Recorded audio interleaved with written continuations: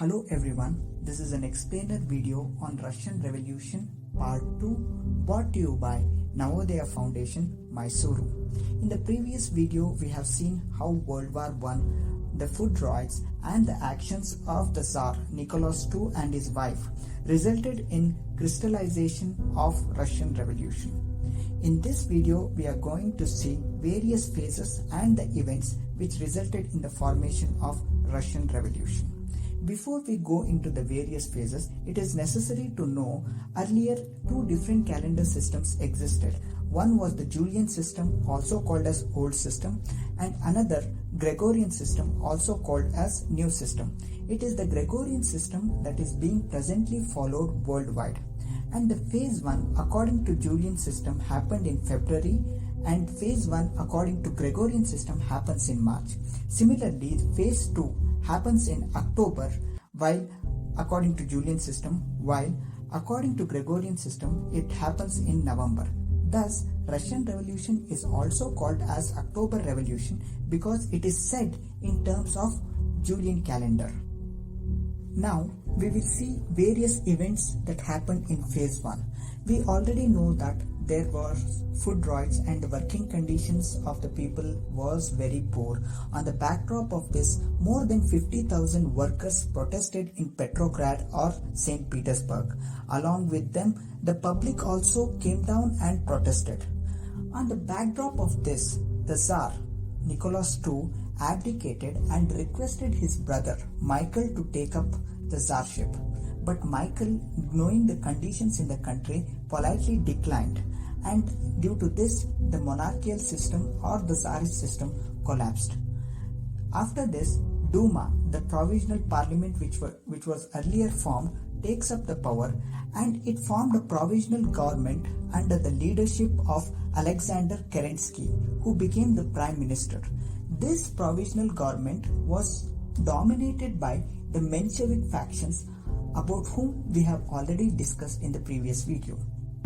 But after taking up the power and forming the provisional government, they made many mistakes. Important among them was they did not hold elections, which was a popular demand among the public at that point of time, and along with them, they did not withdraw from the World War I, which again was another popular demand. For doing this, the Menshevik faction argued that they needed stability before actually withdrawing from the World War and also for conducting elections. This resulted in negative sentiment among the public for the government, which resulted in phase 2 of the Russian Revolution. In phase 2, Leon Trotsky, who was the leader of Bolsheviks, demanded many reforms in working conditions as well as in agriculture. And also he demanded withdrawal of Russia from World War I. But the provisional government did not agree. For this, the Bolshevik faction began to protest in public.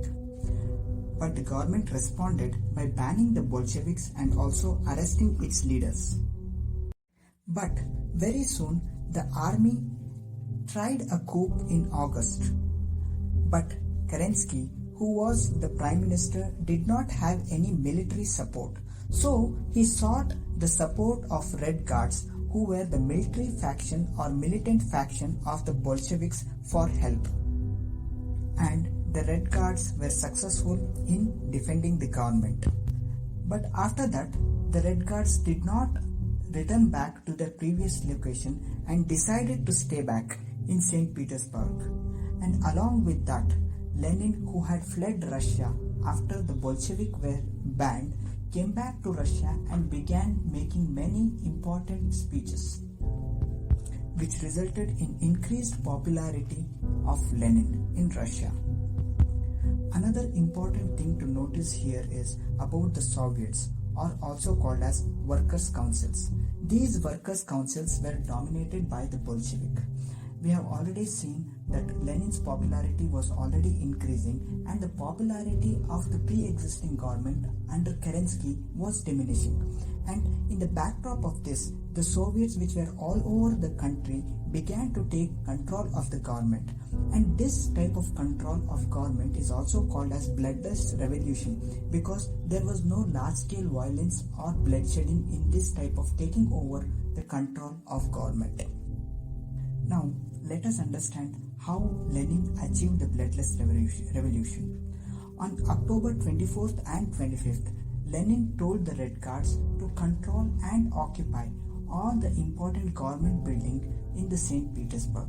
Soon all the buildings were under the control of Red Guards, and in similar fashion, all the important buildings in different parts of Russia came under the Bolshevik or the Worker Council or Soviet control in subsequent days. Very soon, Moscow was also under the control of Bolsheviks. So, in this manner, the power of the government or the control of government shifted from the Menshevik hand to the Bolshevik hand. This is the phase 2 of Russian Revolution, or also called as the bloodless revolution. And it is also termed as October Revolution because it happened in the month of October. But subsequently, Russian Civil War happened between 1917 and 1922. This Russian Civil War was between the Reds versus Whites.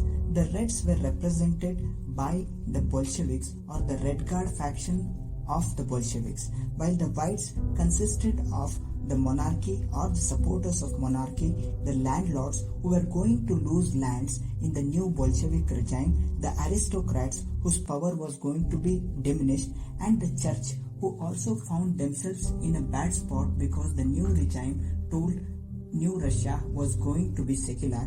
And along with this, the Whites received help from the countries like UK, France and United States, because these countries were capitalist and the new Russian government was going to be communist. This war, or the Russian Civil War, was very brutal, and close to 20 to 30 lakh people actually died in this civil war, which went for 4 years. But the Reds were successful in this war and they defeated Whites, and very soon the Bolsheviks renamed themselves as the Communist, and the new government that came into picture was the Communist Party of Russia. And along with this, Tsar and his family was also executed. Very soon after the ending of Russian Civil War, USSR or Union of Soviet Socialist Republic was established as a one-party socialist state under the leadership of Lenin. And in this USSR, many Eastern European countries such as Bulgaria were also represented via their Workers' Council or Soviet states. And this USSR had many different nationalities, close to around 15 different nationalities existing within the system of USSR. Thus, these were the events and consequences of Russian Revolution. Hope you have understood. Thank you for watching. Please do like, share and subscribe our channel. Thank you.